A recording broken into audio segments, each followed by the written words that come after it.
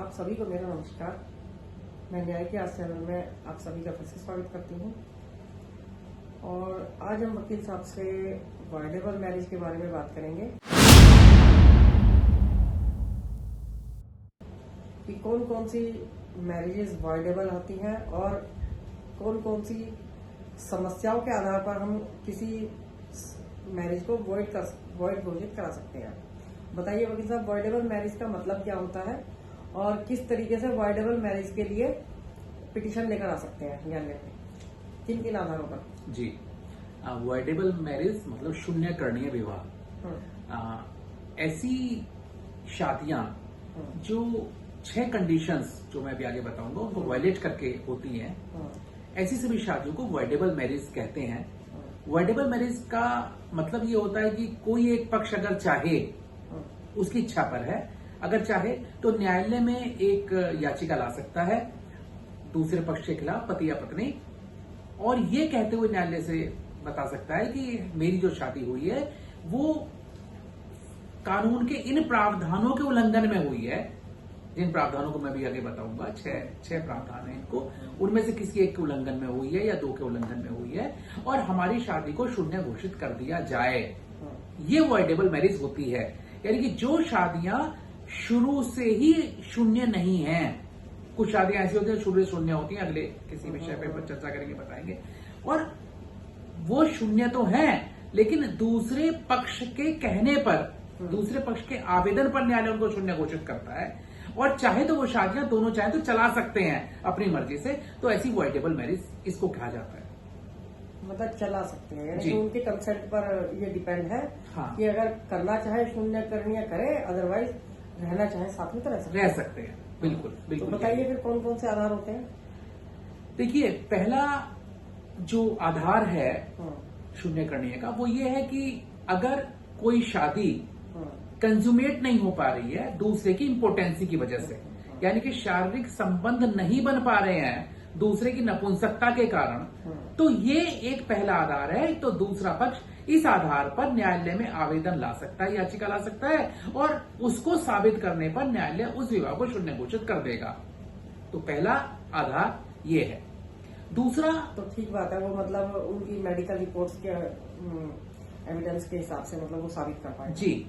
दूसरा आधार है कि अगर किसी ने अनसाउंडनेस की वजह से जो वैलिड कंसेंट नहीं दे सकता है, मतलब दिमाग की हालात ऐसी हैं कि शादी के लिए एक सहमति नहीं दे सकता है कि मैं इस शादी को करने को तैयार हूं कि नहीं हूं, ऐसा अगर साबित कर देता है दूसरा पक्ष कि साहब मैं तो अनसाउंडनेस माइंड था, मैं उसको कंसेंट दे ही नहीं सकता था और मेरी शादी गलत हो गई, तो ऐसा पक्ष भी एक इस शादी को शून्य घोषित कराने के लिए न्यायालय में आवेदन ला सकता है। अच्छा, एक बात बताइए कि जैसे कि आपने अनसाउंडमेंट, चलिए आपने ये तो बताया कि ये ग्राउंड हो सकते हैं, और बताइए इसके अलावा, और जैसे 6 ग्राउंड्स की बात है, अभी तो 2 ही हुए हैं, 3 हो गए हैं। अच्छा, 3। और चौथा है उसे इंसेनिटी के दौरे बार बार आते हों, उन्मुक्तता जिसको कहते हैं, पागलपन के दौरे, इस तरह के दौरे बार बार आते हों, तो वो भी एक शून्य करणीय विवाह के लिए आवेदन ला सकता है न्यायालय में। एक आगे जो एक और आधार है शून्य करणीय विवाह का, वो है कि यदि पत्नी शादी के समय गर्भवती है किसी अन्य से। अच्छा, वर्ड है किसी अन्य से, ऐसा नहीं कि रिश्ता तय हो गया, दोनों घूमने लगे और वो कंसीव कर गई लड़की किसी वजह से, किसी रिलेशन बनने पे, अगर उस पुरुष से वो गर्भवती है तो नहीं होगा। किसी अन्य से शादी के समय गर्भवती है तो भी जो पति है, वो पति इस आधार पर एक मुकदमा शून्य करणीय विवाह करने का ला सकता है कोर्ट के अंदर। लेकिन इसको प्रूव कैसे किया जाए? मतलब कैसे कर सकते हैं? ये सब प्रूव ही करने हैं, जितने आधार में बता रहा हूं सब प्रूव करने हैं। वो तरीका क्या है इनको प्रूव करने का? देखिए, प्रूव करने का तरीका ऐसा है कि आजकल तो डीएनए हो गया है, डीएनए वाली व्यवस्थाएं भी हैं। ये प्रूव करने का तरीका है कि अगर लड़की घर में आई और वो प्रेग्नेंट है और लड़के को नहीं पता है, तो 2 महीने बाद, 1 महीने बाद पता लगना शुरू हो जाएगा कि प्रेगनेंसी है, और जब डॉक्टर के पास जाते हैं और जब अल्ट्रासाउंड में चेक करता है कि बच्चे की हालत ठीक है कि नहीं है, क्या हालात हैं, और तब डॉक्टर बताता है कि इसको प्रेगनेंसी इतने दिन की है और शादी से पहले की प्रेगनेंसी है, और लड़के और लड़की का कहीं मिलने की संभावना ही नहीं है। ऐसा हुआ ही नहीं कि लड़के और लड़की कहीं मिल पाए हो, फिजिकल रिलेशन बना पाए हो। तो वैसे प्रूव हो सकता है। प्रूव करने के बहुत सारे मेथड्स होते हैं, हर चीज को प्रूव करना है। जितना मैं बता रहा हूं उनको भी प्रूव ही करना है। ये आधार हैं, इनको साबित करना होगा न्यायालय में, तभी बात बनेगी। एक आधार और आखिरी रह गया है कि कंसेंट तो है, पहले आया वैलिड कंसेंट ना दे सकता हो अनसाउंडनेस की वजह से, अगला आया कि वैलिड कंसेंट तो दे सकता है लेकिन उसको बच्चे ना पैदा कर सकता हो, शादी के लिए अनफिट हो। अब आया कंसेंट तो है लेकिन वो कंसेंट धोखे से या फोर्स से, मतलब किसी को फ्रॉड कर दिया हो या उस पर दबाव बना दिया हो, ऐसा किसी भी तरह का, उससे अगर कंसेंट ले ली गई है तो भी वो शादी शून्य करनी है। विवाह के लिए शून्य करने के लिए उस शादी को, विवाह को शून्य घोषित कराने के लिए न्यायालय में आवेदन कर सकता है। तो ये 6 ग्राउंड हुए जिस पर मैंने आपको बताया कि किन इन 6 ग्राउंडों पर न्यायालय में शून्य करने विवाह का आवेदन आ सकता है। तो जो भी कोई मतलब इससे एग्रीड पर्सन होगा वही ला सकता है पिटीशन? जी जी बिल्कुल वही ला सकता है, हस्बैंड हो या वाइफ हो। हस्बैंड हो या वाइफ हो। जैसे कि लास्ट वीडियो में हमने केवल महिलाओं को जो अधिकार प्राप्त है उसी के बारे में बात किया था। केवल ओनली जो महिलाएं ला सकती है जिस हाँ वो तो ऐसा बताएगा। अभी इसमें एक और दोनों में से कोई भी ला सकता है। अभी इसमें एक और चीज रह गई है, जो गर्भवती वाला एक पॉइंट है जो आजकल समाज में देखने को मिलने लगा है अधिकांशता। तो इसमें एक कंडीशन रखी गई है कि यदि पत्नी गर्भवती है और पति को पता चल जाता है गर्भवती है, और पता चलने के बाद पति और पत्नी के शारीरिक संबंध स्थापित हो जाते हैं, तो फिर वो इस आधार पर कोर्ट में याचिका नहीं ला सकता है। समझ में आया ना आपके? अच्छा, इस बात का नहीं समझ में आया। नहीं, मैं दोबारा बताता हूं कि अगर ये पता लगा कि शादी के समय पत्नी किसी और से गर्भवती है, लड़के को ये जानकारी हो गई कि शादी तो प्रेग्नेंट है। अच्छा, मतलब ये कि पहले ही इस पे एक्शन लेना है, उसके बाद? हाँ, नहीं अभी आएगा, एक और चीज बताऊंगा, पहले तो ये समझे। अगर लड़के को ये पता लग गया कि लड़की प्रेग्नेंट है और प्रेग्नेंट होने के बाद भी दोनों ने फिजिकल रिलेशन बना लिए हैं, तो फिर लड़के के पास ये आधार खत्म हो जाता है। अच्छा, ये मतलब पहले ही लाना है? बिल्कुल लाना है। नहीं, जब कुछ चीजें ऐसी होती है, जैसे आपने प्रेगनेंसी की बात कही, तो वो तो मान लीजिए साइलेंट है लेडी को इस बात पर, और बाद में पता लगेगा क्योंकि 2 या 3 महीने बाद कुछ तो सामने आएगी बात, जब डॉक्टर के पास जाएंगे। हाँ, तब कैसे उसमें मतलब कैसे क्लियर होगी? तो जैसा आप पूछ रही हैं कि गर्भवती है कोई महिला किसी अन्य से शादी के समय पे, तो जब ये लड़के को जानकारी मिल जाती है, पति को ये जानकारी मिल गई, कभी भी मिले, 2 महीने बाद मिले, 3 महीने बाद मिले, जब पति को ये जानकारी हो गया कि शादी के वक्त किसी अन्य पुरुष से वो गर्भवती थी, और उस जानकारी को मिलने के बाद भी पति और पत्नी में शारीरिक संबंध स्थापित होते हैं, तो उसके बाद पति को ये आधार नहीं रह जाता है न्यायालय में याचिका लाने का कि भैया इस शादी को शून्य घोषित कर दो, क्योंकि वो तो किसी और से प्रेग्नेंट थी शादी के टाइम पे। तो ये हो गया मैडम। अब एक और दीक्षांत्री जी इसी में चीज है कि ये इस आधार पर जो याचिका है वो शादी के 1 साल के अंदर अंदर लानी पड़ेगी।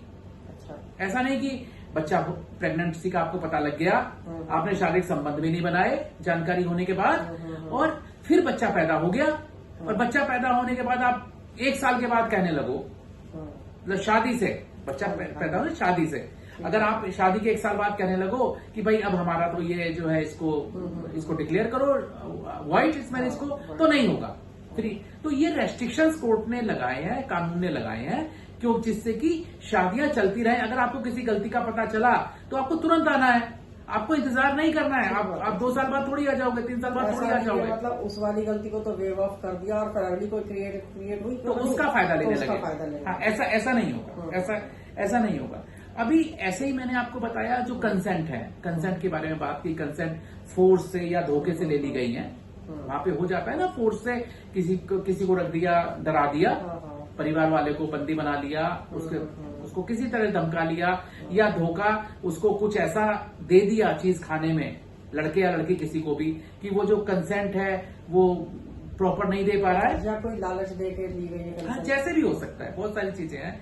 तो अगर ऐसी कंसेंट जो फोर्स या धोखे से ली गई है, फ्रॉड करके या धोखे से ली गई है, तो ऐसी फोर्स या धोखा जब जानकारी में आ जाए या खत्म हो जाए, मतलब फोर्स है, फोर्स हवा डरा रखा है और कोई ऐसी परिस्थितियां बनी कि वो डर हमारा खत्म हो गया, मान लिया डराने वाला ही मर गया, डर हमारा खत्म हो, किसी वजह से डर खत्म हो सकता है। तो जब ये पता खत्म हो जाएगा कि फोर्स खत्म हो गई है, तो 1 साल के अंदर पिटीशन आपको लानी पड़ेगी।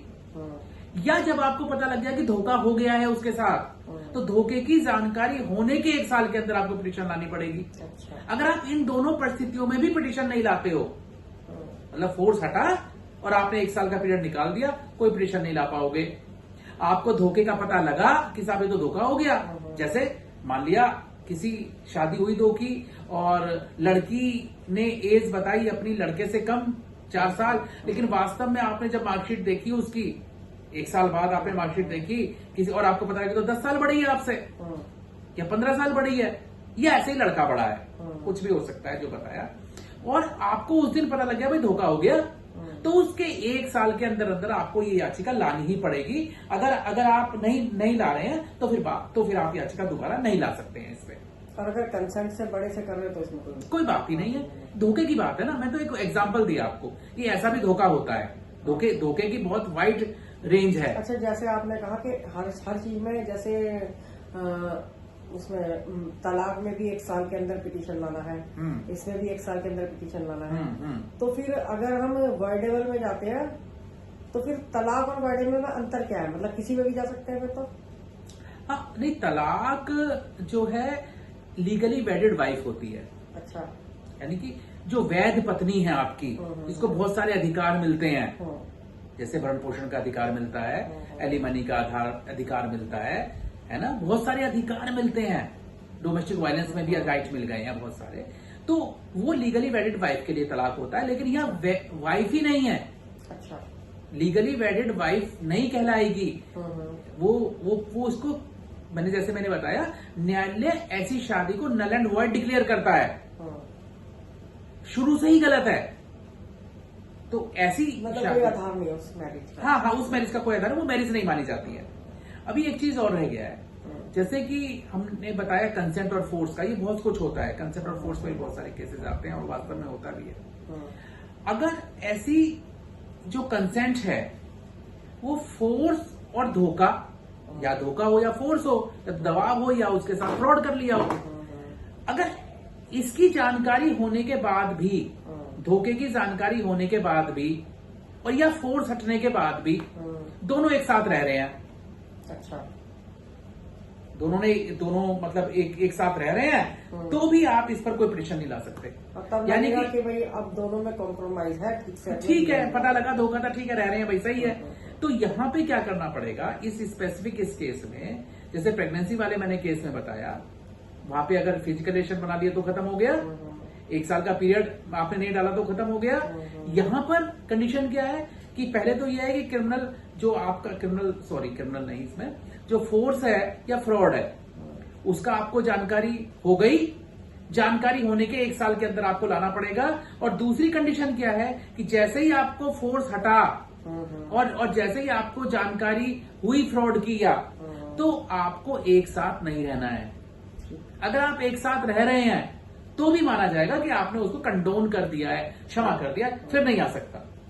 तो ये 6 आधार हैं, जिन 6 आधारों पर कोई भी पक्षकार अपनी शादी को शून्य घोषित कराने के लिए न्यायालय में आ सकता है। ये मैरिज वॉइडेबल मानी जाएंगी। चलिए, ठीक बात है, क्योंकि आजकल ऐसी भी समस्याएं देखने को मिलती है जी, तो इसीलिए हम इस विषय को यहाँ पर आप सभी के सामने लाए हैं। और मैं आशा करती हूँ कि आप लोग ने ये पूरी वीडियो देखेंगे और लाइक एंड सब्सक्राइब करेंगे, जिससे आगे भी नई नई जानकारी आपको मिलती रहे। और तब तक के लिए वकील साहब का धन्यवाद। आगे फिर मिलेंगे। नमस्कार।